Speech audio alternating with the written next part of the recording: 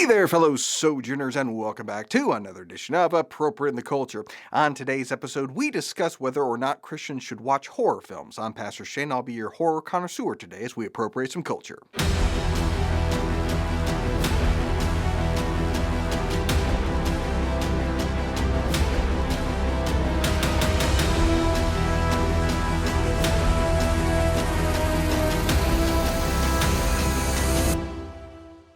So spooky season is upon us, which means ghoulish decorations, horror films on the TV channels, and consternation from Christians. And in certain circles, it's the annual tradition of wrestling with whether or not Christians should watch horror films, like this discussion on faith versus culture on CBN News. We're here to talk about something, guys, I think that comes up really every year around this time as we're going into fall, which is horror movies, right? There's a bunch of horror movies that come out, it seems, every year around this time.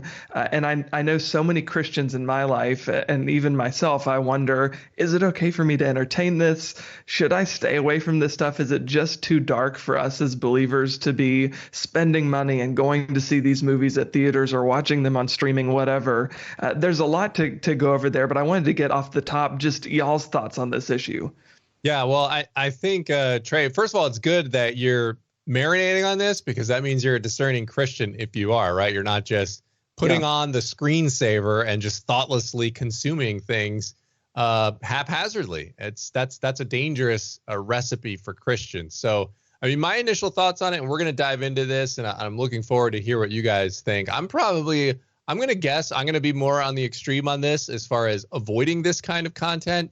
It's stuff that I grew up with without that filter. I was that person growing up, not a Christian, and I just, ingested basically whatever content came across my screen. And we'll get into it, but I don't see a lot of positive things from our Christian walk that we can glean out of something like a horror movie. The thing that I keep thinking in my head whenever I'm confronted with these topics and these movies when they come into theaters is the adage that I heard my mom say over and over and over again. I think anybody who was raised in a Christian home will remember hearing this is like garbage in, garbage out, right? When I take something in, whether I think it's influencing me or not, it's definitely having an impact on me, right? It's changing the way I view the world. And also, do we want to entertain this really dark stuff? There is spiritual warfare. We know as believers that it exists.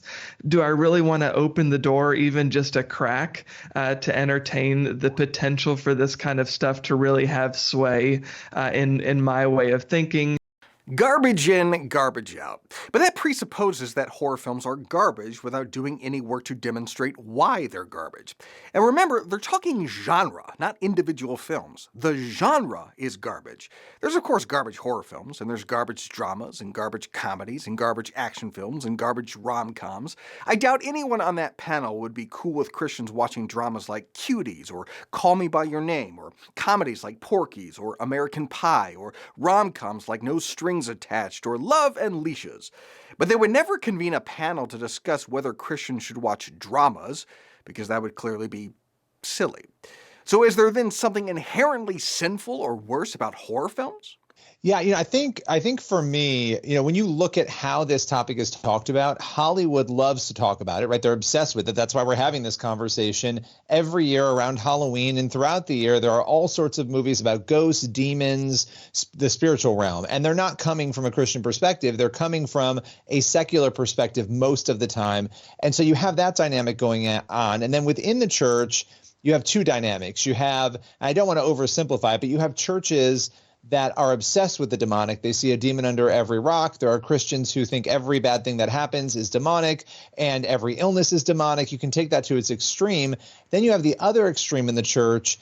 And this one, they both concern me, but this one actually does concern me a little bit more. It's the group that says we're not going to talk about the demonic ever. It's not something we want to think about. We know it's there. It's, Satan's real, but whatever. We're never going to address it. And the reason that, I wrote the book was I was deeply concerned about how do we address this topic in a way that doesn't go on either side of that, but that has a real honest look, because I'm not convinced you can fully understand the entirety of the gospel if you don't understand Ephesians 6 and the fact that we are in a spiritual battle, and that good versus evil is something that is not just a literary concept. It's very real. Okay, but horror films often acknowledge the spiritual realm. Horror films are really the only genre that consistently shows us in a spiritual battle between good and evil. And you can say, well, it's coming from a secular perspective. But really, all movies, practically speaking, coming out of Hollywood is from a secular perspective. All the dramas, all the comedies, all the thrillers, all of it. And the horror genre is actually the genre most likely to correspond with a Christian worldview. Things like evil is real, demons are real, demons are evil, we are in a spiritual battle. That's in alignment with a Christian worldview, not a secular worldview. And even the common tropes of horror films fit within a Christian framework. Virgins live, the promiscuous die. That's a microcosm of the righteous will live and the wicked will perish. And there is no other genre coming out of Hollywood that would ever depict Christians as the heroes, and certainly not consistently. How many mainstream movies have you seen where the main character is sitting reading their Bible? So the notion that the horror genre is somehow inherently worse isn't well supported, but let's continue. I was just in Home Depot the other day, right? And they have all these Halloween decorations out already. I mean, we're in September now, and all the Halloween stuff's out, and it's very dark. You know, skeletons, evil-looking creatures, demonic-looking stuff. And what is the appeal to this? Why are people drawn to this darkness? Yeah, I think there are a number of reasons. One big thing, there are very few things, obviously living and dying, that every human being can relate to or every human has some sort of connection to. And this issue of ghosts, and I don't really believe that people die and remain behind as ghosts, but the concept of ghosts or spirits or these other realms, this is something that intrigues everybody because it's something that's a common experience across cultures. If you go back, and I talk a little bit about this in the book, but if you go back in time and you look at, anthropologically at all of these different cultures, they've all had stories of possession and they manifest themselves in different ways and they're told in different ways. But the point is, going back to the beginning of time, this is something that people have experienced and they're interested. They want to understand it. It ties into the question of where do I go when I die? What happens when I die? And there are a lot of misconceptions around that. But that question of why, when you go into a store, are you seeing blood and guts and all these horrible things? When we talk about the spiritual battle we're in, if you're the enemy, if you're Satan, think about having this time of year where everybody is essentially by proxy worshiping you by putting out all these horrific things that the rest of the year nobody wants to think about. But you know what? We're going to relish in this. We're going to dress up, in these horrible costumes. It's a very strange and unfortunate dynamic. Okay, this is childish thinking. And this really is emblematic of the entire problem of Christians addressing horror, which is it's completely and totally superficial without true discernment. Many Christians will gobble down the most antithetical Christian content as long as it's G-rated and bright and colorful. But let's look at actual discernment. For such people are false apostles, deceitful workers masquerading as apostles of Christ. And no wonder, for Satan himself masquerades as an angel of darkness. An angel of light. It is not surprising, then, if his servants also masquerade as servants of righteousness. Their end will be what their actions deserve. It can look good, but that doesn't mean it is good. And it can look bad, but that doesn't mean it is bad. Let's take the example. I walked into Home Depot and there were skeletons. Skeletons! No, not evil, wicked skeletons.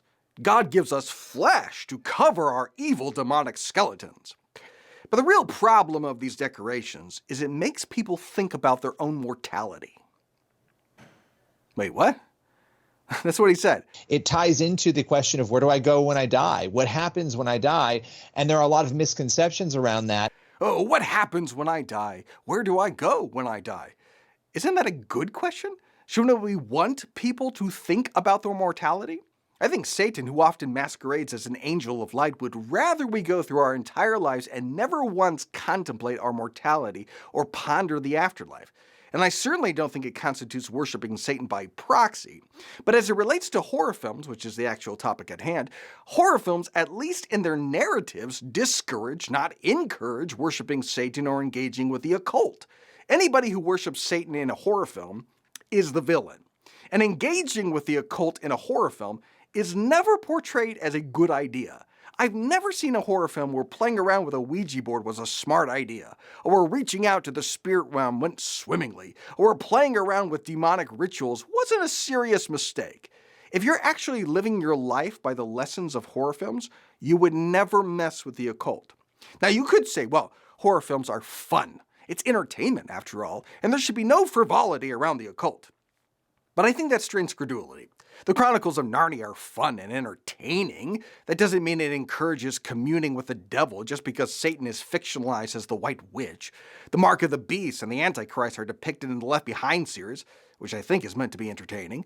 Or the explicitly Christian demon-possession film Nefarious is meant to entertain and edify.